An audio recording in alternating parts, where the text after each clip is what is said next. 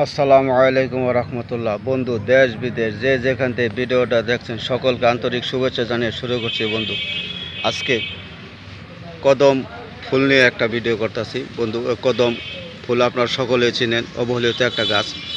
এই কদম গাছের ছাল, ফুল, ফল, পাতা সব কিছু দিয়ে আমরা ওষুধ তৈরি করে থাকি। বন্ধু, আজকে এই কদম গাছ এর যে ফলটা আছে, এই ফলটা খুবই উপকারী একটা। যদি আপনাদের কারো শরীর জ্বালা পোড়া করে, বেশি তৃষ্ণা লাগে, এই ফলটা তুলে আপনারা যদি সেচের রস এটা ঠান্ডা পানির সাথে সেবন করতে পারেন একটু গুড় বা চিনি দিয়ে, তাহলে শরীর ঠান্ডা হবে। এবং যাদের কৃমি আছে তারা যদি 2-3 দিন এই ফলের রস খেতে পারেন, তাদের কৃমি দূর হয়ে যায়। এটা কোষ্ঠকাঠিন্যের জন্য নিয়মিত খেতে পারেন। কিন্তু বন্ধু, আমি যৌন রোগ নিয়ে কথা বলবো। যে বন্ধু সেক্স করতে পারেন না, বীর্যটা পানির মতন পাতলা, সহবাসের স্থায়িত্ব কম, খুব সুন্দর কাজ করবে। বন্ধু, এই যে কদম ফল দেখতেছেন, এই ফলটা উপরে যে এটা সারাই নেবেন, ভিতরে যে শ্বাসটা হবে এটা চাকচাক করে কেটে রোদ্রে শুকাবেন।